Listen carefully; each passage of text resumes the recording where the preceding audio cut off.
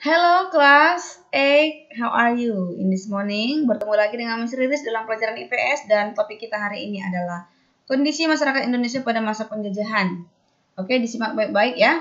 Nah, yang pertama kita bahas mengenai pengaruh monopoli dalam perdagangan. Nah, monopoli itu apa, Miss? Monopoli adalah penguasaan pasar yang dilakukan oleh satu atau sedikit perusahaan. Atau monopoli juga sering diartikan sebagai salah satu bentuk perdagangan yang dapat merugikan orang lain. Terus monopoli ini sangat menguntungkan perusahaan karena dapat menentukan sendiri harga beli dan harga jual, tapi yang pasti sangat merugikan masyarakat. Nah, salah satu bentuk monopoli yang pertama di Indonesia dan yang berkembang pada saat itu adalah VOC yang dimiliki oleh bangsa Belanda ketika Belanda menjajah Indonesia. Nah, ada beberapa hak istimewa atau hak oktroy dari si VOC.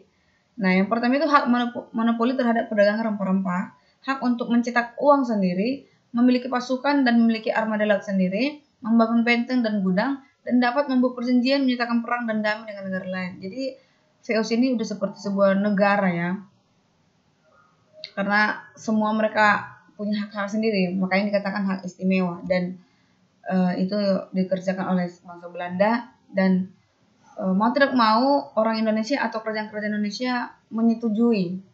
Oke. Nah, alasannya tadi kenapa VOC bisa berkembang pesat di Indonesia? Alasannya karena keterpaksaan. Belanda memaksa kerajaan-kerajaan Indonesia untuk menandatangani kontrak monopoli dengan berbagai cara. Kenapa? Karena Belanda lebih kuat dibanding kerajaan-kerajaan yang ada di Indonesia pada saat itu. Jadi mau tidak mau di Indonesia untuk mencari aman, yaudah sepakat dan setuju kepada Belanda. Terus yang berikutnya adalah Belanda licik dengan melakukan divide and impera atau politik adu domba.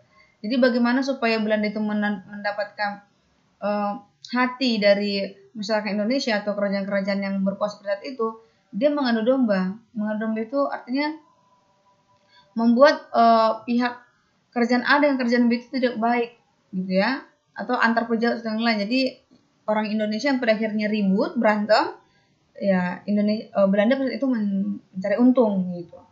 Jadi misalnya ada dua kerajaan ribut, berselisih, mungkin jadi berantem, musuhan, satu pasti memihak kepada Belanda, satu lagi tidak. Nah, jadi ketika sudah memihak kepada Belanda, Belanda bisa melakukan hal untuk membuat Belanda mendapat untung, gitu ya, nak. Oke, tapi VOC tidak selamanya berjaya. VOC berakhirnya bangkrut. Jadi alasan dibalik kebangkrutan VOC itu adalah karena satu, politik kepemimpinan VOC yang dikenal dengan unsur korupsi dan suap. Jadi di sini korupsi sudah merajalela dan suap menyuap sudah merajalela. Jadi ya tidak heran bahwasanya Indonesia pun sampai sekarang korupsi dan suap ini masih tetap berkembang karena ya sudah terbiasa dari zaman kita dijajah oleh Belanda.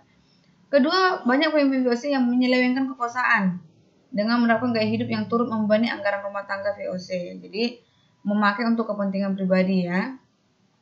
Berikutnya, banyak biaya yang dikeluarkan VOC dalam menyewa tentara karena terlibat banyak perang. Salah satunya adalah perang melawan Sultan Hasanuddin. Oke, jadi mereka banyak keluar biaya.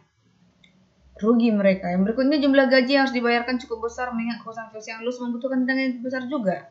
Di pembayaran gaji besar, terus pembayaran keuntungan para pengusaha membebani keuangan, saingan VOC di kontinen Asia semakin banyak karena datang Inggris dan Perancis, dan Belanda mengubah gaya politik dagangannya, dan terakhir adalah terlalu mencampuri kewenangan pribumi sehingga pribumi atau Indonesia semakin hari semakin tidak suka dengan keberadaan VOC itu.